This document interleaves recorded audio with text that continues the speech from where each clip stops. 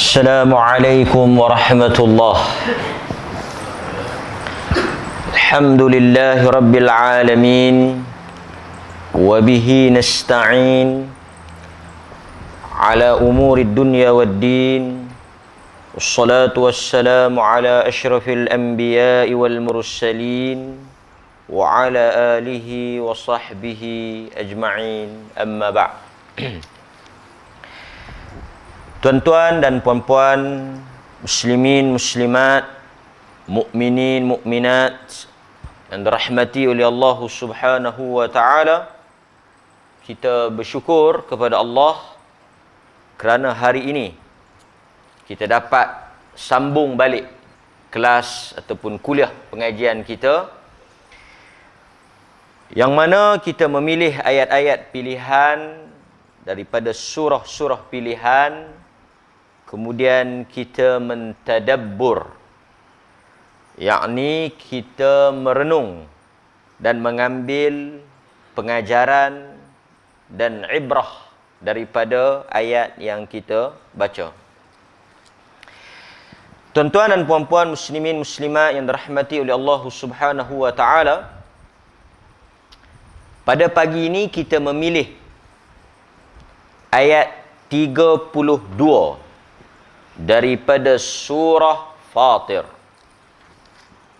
Ayat 32 daripada surah Fatir. Okey? Surah Fatir ni, Fatir maksudnya Khaliq, pencipta. Surah Fatir ni maksudnya pencipta. Surah ini kita tengok sedikit maklumat am berkaitan dengan surah ini.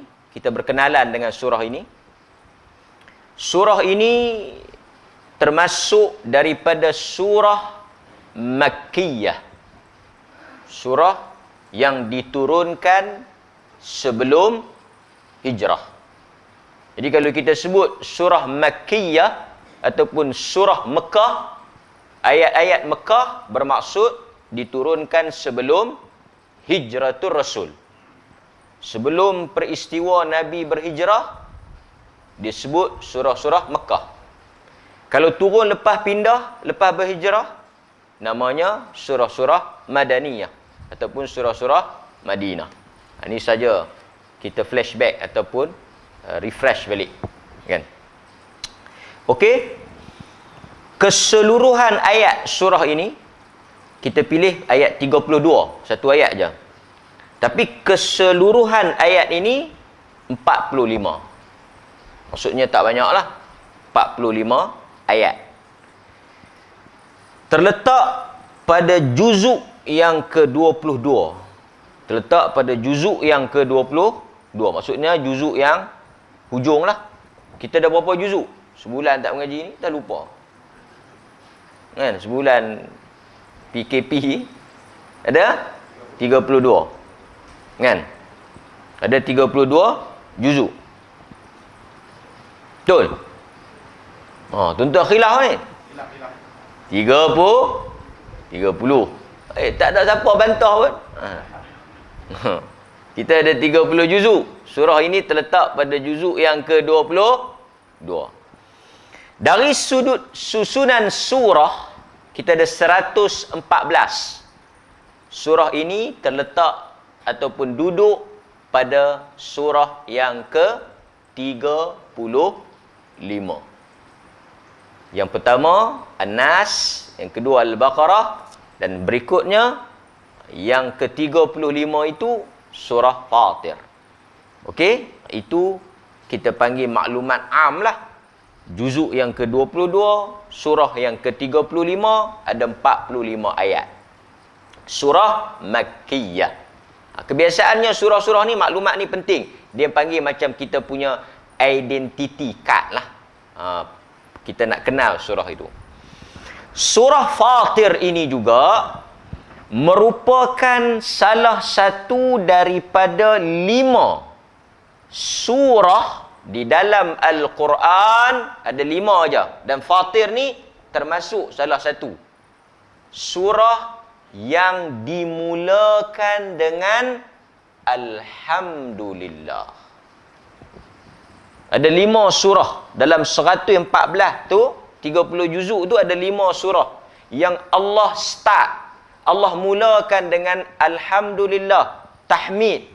Salah satunya Fatir, dan dia yang kelima lah. Lain apa dia? Al-Fatihah. Alhamdulillahi Rabbil Alamin. Al-Fatihah nombor 1. Kemudian disebut oleh para ulama Al-An'am. Al-An'am juga kalau kita tengok dia mula dengan Alhamdulillah. Al-Kahfi juga mula dengan Alhamdulillah. Lagi selain daripada Fatir, Al-Fatihah, Al-Fatihah, Al-An'am, Kahfi, Fatir yang terakhir, Saba. Jadi ini 5 surah yang dimulakan dengan tahmid. Alhamdulillah. Okey. Cukup 2-3 maklumat tu. Okey. Kita tengok ayat 32. Ayat 32 ni tidaklah begitu panjang. Allah Subhanahu wa taala berfirman, A'udzu billahi minasyaitonir rajim. Bismillahirrahmanirrahim. Thumma awrathnal kitab الذين اصطفينا من عبادنا فمنهم ظالم لنفسه ومنهم مقتصد ومنهم سابق بالخيرات بإذن الله ذلك هو الفضل الكبير صدق الله العظيم. Maksud ataupun translation dia, terjemahan ayat ni, apa maksud dia? Thumma awrathnal kitab, dan kemudian kami mewariskan atau kami memberikan. Kami di sini merujuk kepada Allah Subhanahu wa taala. Dan kemudian kami mewariskan, memberikan, mengurniakan Al-Kitab, yakni Al-Quran. Kepada siapa Al-Quran ini diberikan? Maksud diberikan ni dari sudut kefahaman, dari sudut hidayah. Allah pilih, bukan semua orang dapat. Maksudnya hidayah ni pilihan daripada Allah. Semua orang boleh baca Quran.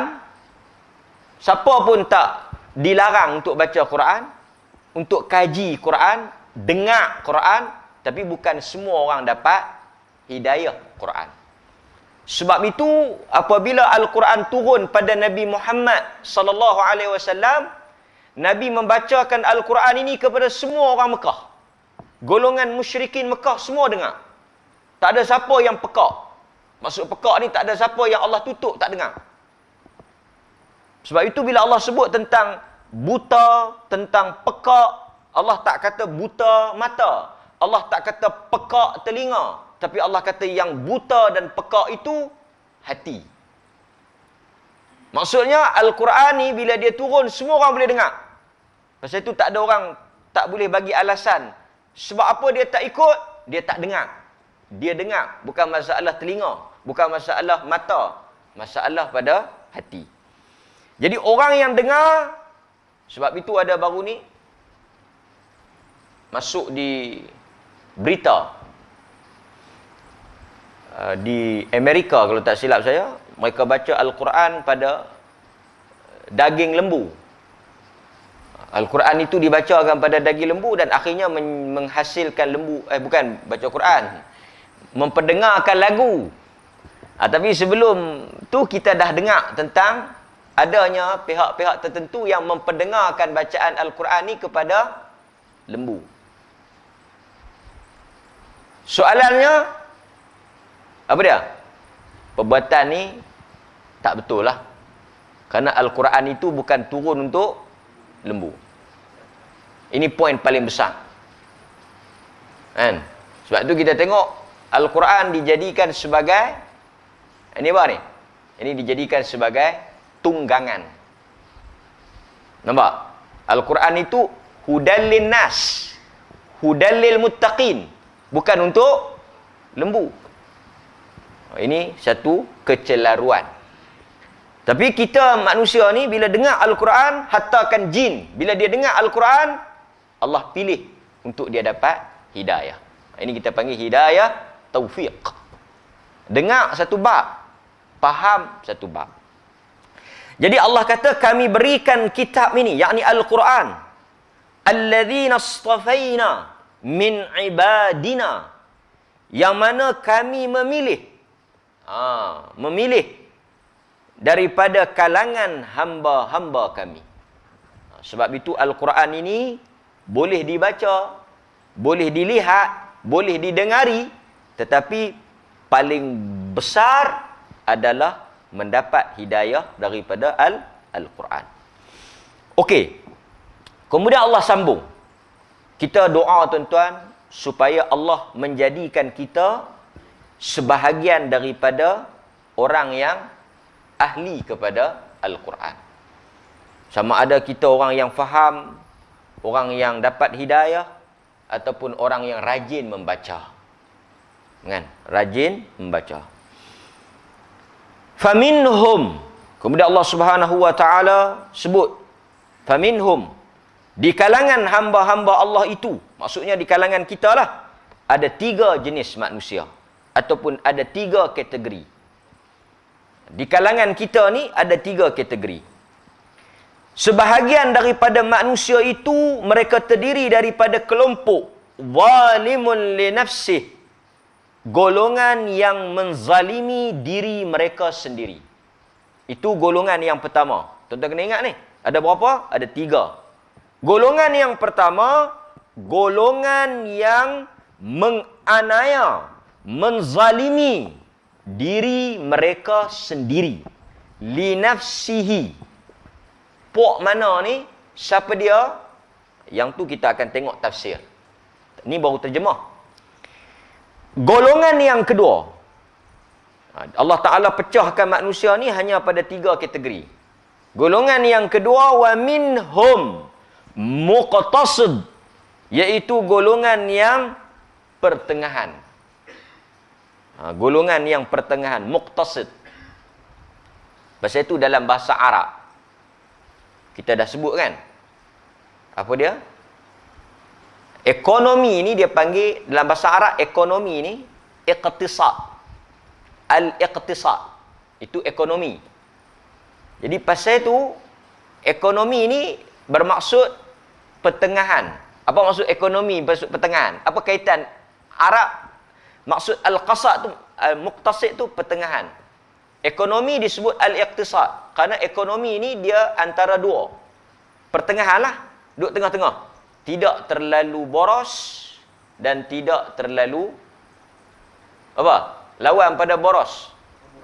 Pemurah. Maksudnya kalau kita ada duit, orang yang ekonomi ni dia taklah bakhil sangat dan dia taklah belanja sangat. Itu maksud ekonomi.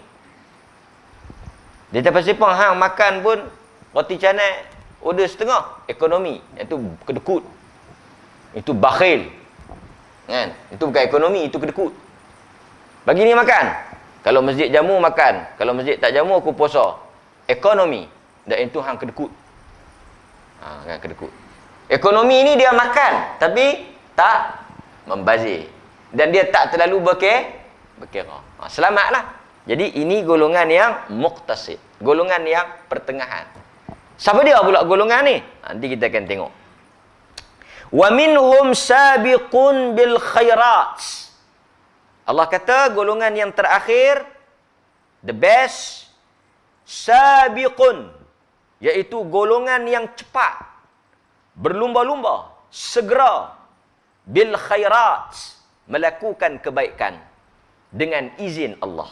Jadi kita ada 3. Yang menzalimi, menganiaya diri sendiri, orang yang berada pada pertengahan, bersikap pertengahan, muqtasid, dan orang yang cepat, bersegera dengan melakukan kebaikan. Tapi kita tak faham. Pasal itu kita nak tengok tafsir.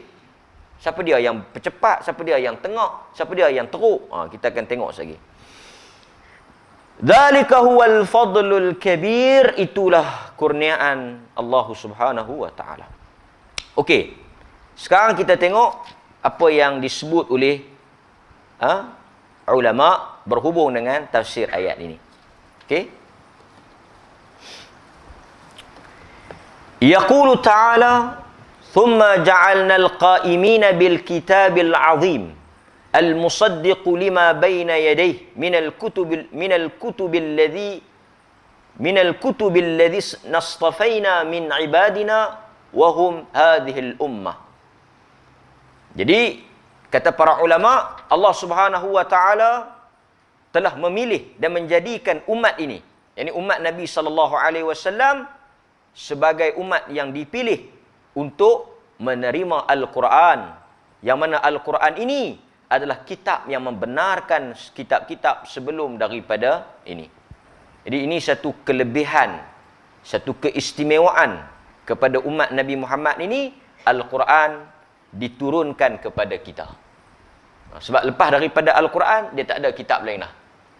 Al-Quran ni bila dia turun, kitab-kitab yang lain terbatal. Kita beriman. Sebab tu tuan-tuan kena bagi jelas. Ada orang dia kalut, dia sibuk, dia kata ada tu Bible yang betul tu, Bible yang asal tu, the original tu, dekat Vatican City. Yang tu yang asal ya. Tak kira lah asal ke, cetak rompak ke, original ke, spicy ke, apa ke. Bila turun saja Al-Quran, yang lain tu semua dah tak pakai. Beriman bermaksud memang ada diturunkan. Kita beriman, kita percaya memang ada Taurat, ada Injil, memang ada. Memang Allah Ta'ala turunkan, memang daripada Allah. Tapi bila saja turun Quran, yang lain tu tak pakai. Sebab itu tuan-tuan, saya selalu juga sebut, bukan tak bagus, bukan tak elok, bukan tak baiklah untuk kita nak pergi kaji Bible, ataupun kita nak baca Bible. Baguslah, pergilah baca. Tetapi kita mesti ada keutamaan.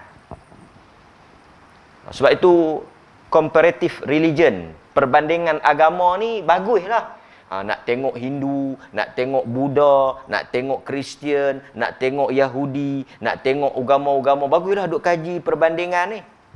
Tetapi itu bukan tujuan utama, bukan fokus utama. Dalam Islam, perkara yang paling penting belajar akidah Islam yang sahih, yang betul daripada Nabi.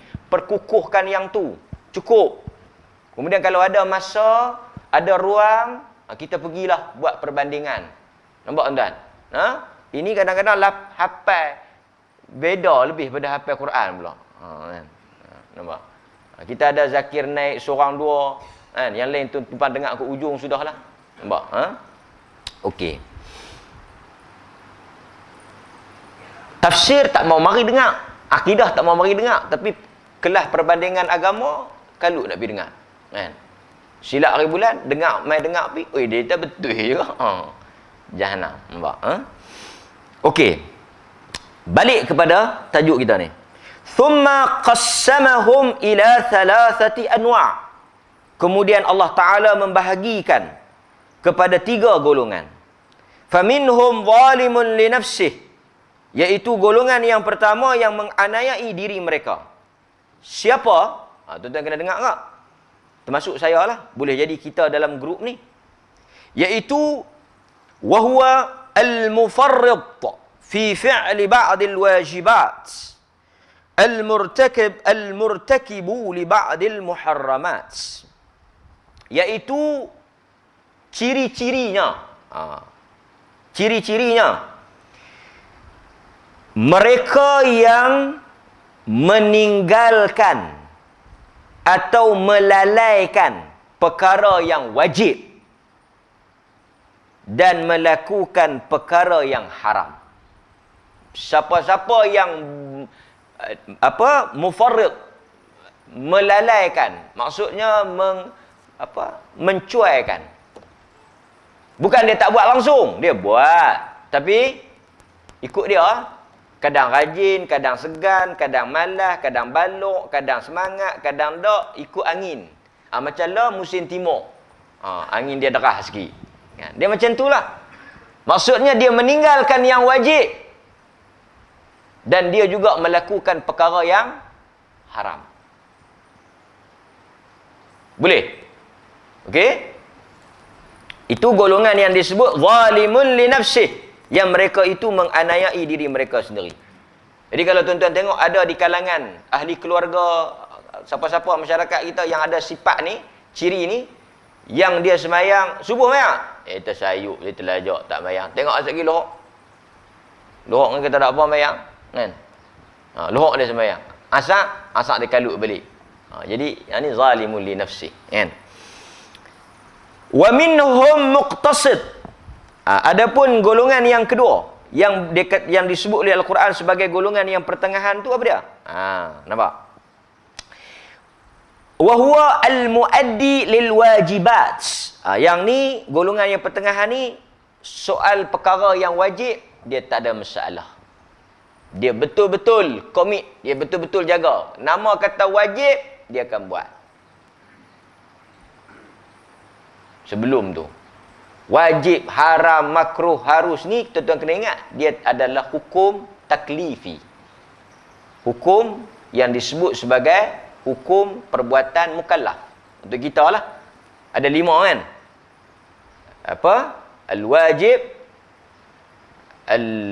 al-mandub, sunat, al-makruh, al-haram, ya haram lah, al-makruh dengan al-mubah. Ni kena ingatlah 5 benda ni. Sekejap dia ada kaitan dengan tafsir kita. Tak apa, sekejap kita terang apa maksud wajib, sunat betul. Jadi muqtasid ni, yang pertengahan ni, mereka ini melakukan al-wajibat, melakukan perkara yang wajib. Wajib semua settle. At-tariku lil muharramat, bukan setakat mereka melakukan perkara yang wajib, mereka juga meninggalkan perkara yang haram. Ini bagus. Tapi masih pada second class, belum lagi first class. Second class ni, golongan yang muqtasid ni, wajib settle, haram tak buat. Ini banyak mungkin kita dalam grup ni lah, kan? Okey. Cuma mereka ni kurang di mana? Kurang di mana? Wa yatruku ba'dal mustahabbat. Mereka ni agak cuai, agak ceroy, agak longgak pada perkara yang sunat. Okeylah. Jangan celapak sunat pergi tinggal wajib pula. Kan? Yang ni lagi tak tahu, tak ada grup. Tak ada grup. Okey, nampak jadi siapa yang mari semayang subuh, qabliyah dia pun tak buat, dia semayang subuh saja. Dia tak semayang qabliyah. Yang ni muqtasid. Muqtasid. Orang yang hanya fokus pada wajib, tetapi dia agak malas. Benda sunat ni benda yang kita tak boleh paksa. Hatta Nabi pun tak paksa. Nabi bagi pilihan. Tapi dia tak masuk first class lah, dia masuk muqtasid. Lagi kelemahan dia apa dia? Kelemahan dia, selain daripada dia culas, dia lemah, dia lekeh pada perkara sunat, antara juga kelemahan dia, wa yaf'alu ba'dal makruhat. Dia melakukan perkara makruh. Nampak? Wajib okey, haram okey, fail sunat, makruh fail. Dia berdosa. Kalau dari sudut dosa, dia dosa tak? Berdosa tak? Tak.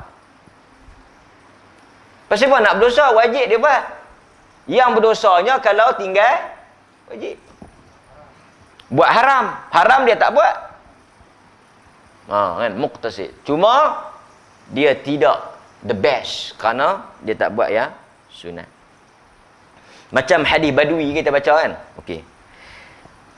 Tetapi yang terbaiknya yang Al-Quran sebut, golongan yang terakhir ni sabiqun bil khairat, iaitu mereka yang segera melakukan kebaikan. Siapa dia ni? Kita tengok.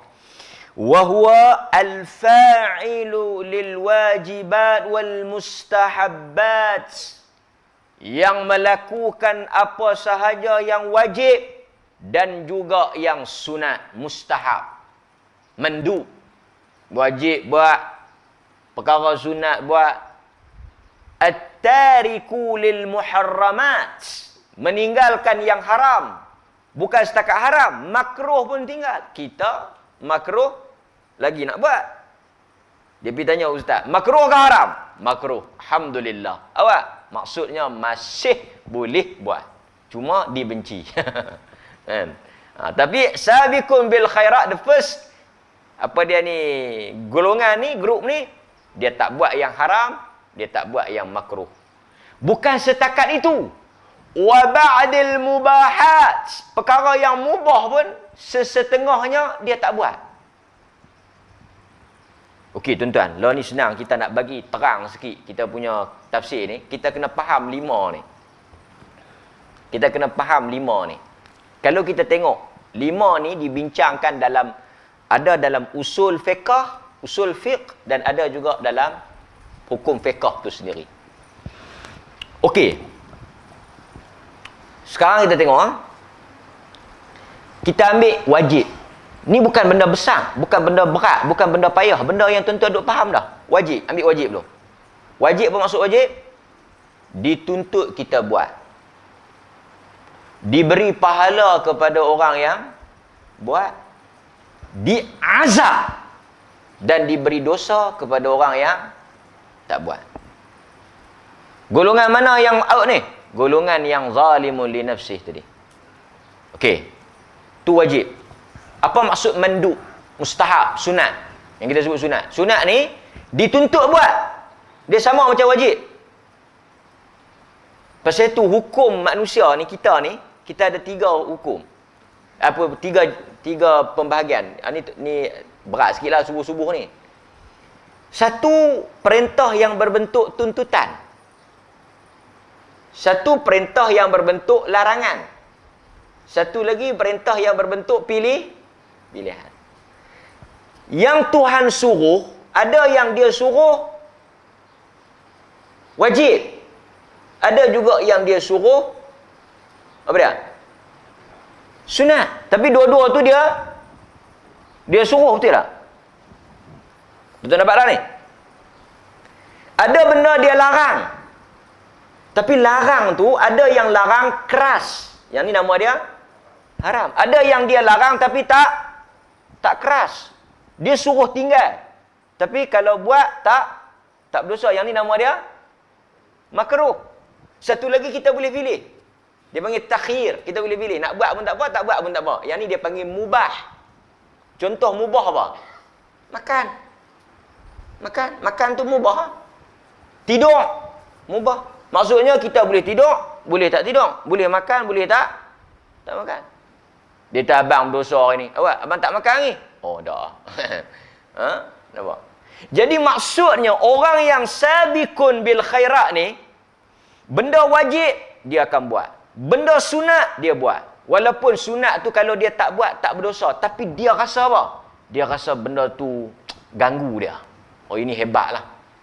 Setengah kita, bila dengar ustaz kata, yang ni benda sunat. Oh, okey ya? Maksud apa? Maksudnya kalau kita tak buat pun tak apa.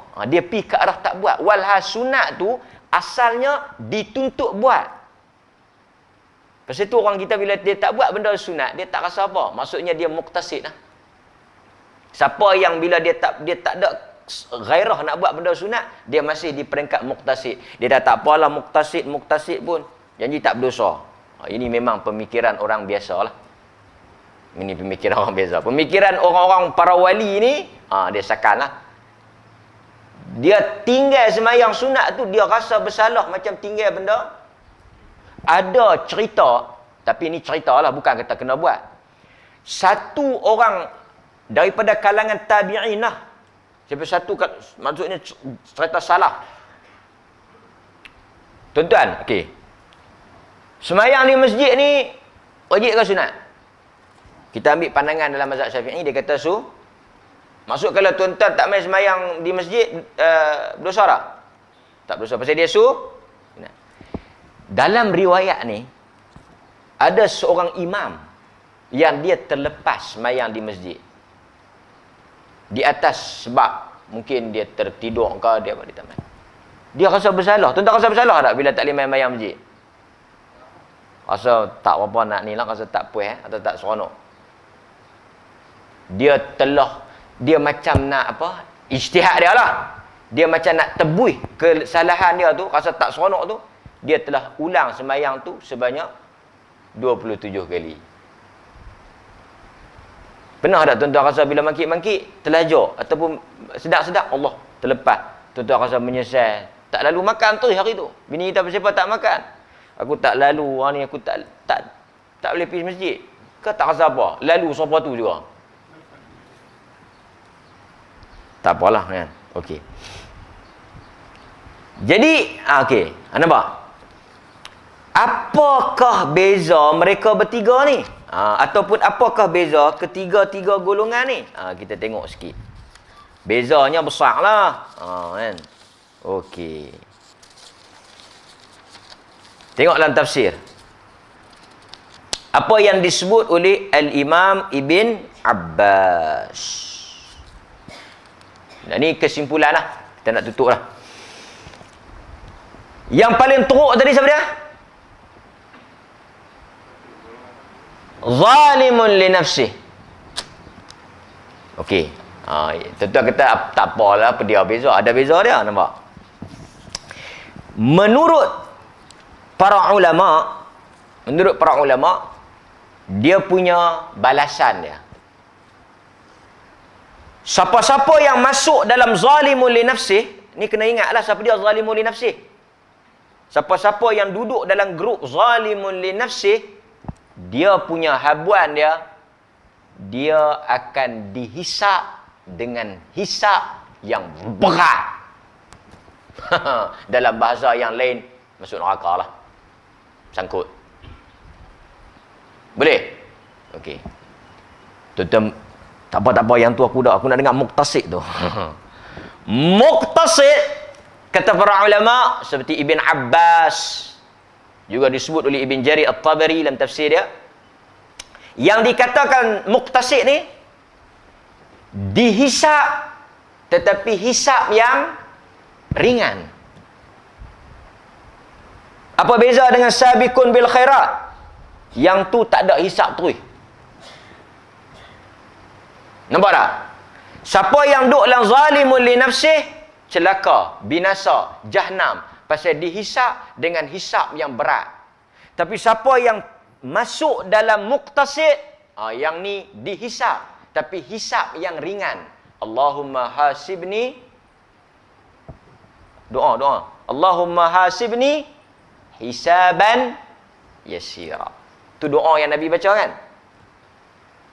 Aisyah tanya tau. Aisyah tanya, apa maksud hisap yang ringan? Apa beza hisap berat dengan hisap ringan? Lebih baik kita tak payah hisap terus. Itu A. Satu, tuan-tuan biasa pergi tak mana-mana tempat, dia ada fast lane. Satu lagi dia cek. Dia ada 3 lah. Satu dia cek. Satu dia, ada pagi tadi seorang sahabat hantar. Di Israel lah. Mereka kata Israel tu, Yahudi tu, siapa nak masuk pasaraya lah, dia cek vaksin ke tak. Siapa yang ada surat kata vaksin baru boleh masuk. Siapa yang tak ada surat tak boleh masuk. Banyak dia cek lah. Kan? Dulu cek suhu apa semua lah, dia cek vaksin. Lepas ni kita pun dia akan cek vaksin. Maksudnya cek lah. Ada line yang tak cek langsung. Ini line VVIP. Betul tak? VVIP. Terus masuk. Yang ni sabiqun bil khairat. Satu lagi grup yang dia cek, tapi cek macam tak cek kan. Tengok tu. Ini dia panggil hisap yang mudah. Aisyah tanya dekat Nabi, apa maksud hisap yang mudah? Tuan-tuan kena ingat. Dan tuan-tuan duk doa tu masuk hisap yang mudah ni, ini yang Nabi bagi tahu. Hisap yang mudah ni Allah akan panggil kita dalam hadis riwayat Ahmad daripada Aisyah. Hadis riwayat Ahmad daripada Aisyah, hisap yang mudah tu, Allah akan panggil kita mai menghadap dia. Allah akan tunjuk semua amalan kita, tetapi Allah ampun. Itu maksud hisap yang mudah. Dalam hadis Bukhari, Allah Ta'ala panggil kita dengan dia saja berduaan, Allah bentang dosa-dosa kita, lepas tu Allah kata last sekali, Macam mana di dunia dahulu aku tutup, la di akhirat hang jangan risau, jangan takut, aku dah ampun. Maksudnya cek juga, tapi last sekali dia delete all. Itu hisab yang mudah. Okey ya. Betul tak? Buka. Lalah kali dia kata macam mana? Kita pun tengok kan, pi cek mana-mana dia buka barang-barang kita. Dia tengok kita. Macam polis lah. Minta lesen, minta apa semua, tengok atas bawah cek. Kita nak dengar apa? Jalan. Ada yang dia tengok, dia lepas kan, macam pakai lebay ke apa. Jalan. Yang ni kira apa pun tak minta kan. Ada yang dia minta tapi dia jangan sampai suruh dia berhenti tepi ya. Berhenti tepi je. Yang ni zalimun li nafsi. Tuan-tuan rasa boleh pi tak sabiqun bil khairat? Boleh pi sabiqun bil khairat? Boleh ya. Tak mungkin Quran sebut benda mustahil. Dah tuan-tuan tengok. Wajib clear. Sunat, saya sunat ni kalau ada peluang memang buatlah. Ini pun tak berhenti sat ni, bulan Rejab ni puasa. Oh kira ya. Ada setengah orang dia kata, hang puasa apa Rejab? Bukan Ramadan saja ke? Nampak? Okey. So, apa yang membezakan kita antaranya cara hisab. Itu satu. Yang terakhir, yang juga membezakan ketiga-tiga golongan ni adalah cara masuk ke dalam syurga. Yang sabiqun bil khairat, of course lah masuk, no problem. Muqtasid ni dia masuk juga. Tapi dia nak kena dibantu oleh rahmat Allah. Kita masuk dengan rahmat Allah. Tapi orang yang muqtasid ni, dia masalah dia dosa tak ada. Dia ada, maksudnya dia kurang benda sunat. Benda makruh dia buat. So dia taklah teruk sangat. Tapi Allah Ta'ala kasih dia masuk. Yang sangkut nanti ni, yang zalimul li nafsih. Tapi oleh kerana dia umat Muhammad, Nabi akan bantu dia dengan syafaat. Ni yang maksud syafaati li akabir min ummati. Aku taruh syafaat aku untuk pelepah orang yang buat dosa besar daripada umat aku. Esok umat aku yang bangkit ada dosa besar, aku akan pelepah dia untuk masuk. Guna syafaat aku. Sebab itu ada yang faham kata zalimul li nafsih tu siapa dia? Orang yang tak syirik, tapi segala makneka yang lain, dia habis dia buat. Maksud faham tak? Apa yang dia tak buat, syirik je. Tapi dosa lain semua dia buat. Itu maksud zalimul li nafsih. Jadi tuan-tuan hadirin mukminin, pagi ini kita dapat 3 golongan yang mana Allah Ta'ala sebut berhubung dengan sikap dan juga keadaan hamba-hambanya. Dan juga apa yang mereka perolehi. Mudah-mudahan tafsir ayat 32 surah Fatir ini memberi semangat untuk kita berada pada golongan yang kedua, jika tidak berada pada golongan yang pertama, dan kita berlindung daripada masuk golongan yang teruk tadi ni. Wassallallahu ala nabiyyina Muhammad wa ala alihi wa sahbihi wasallam walhamdulillahi rabbil alamin. Assalamualaikum warahmatullahi wabarakatuh.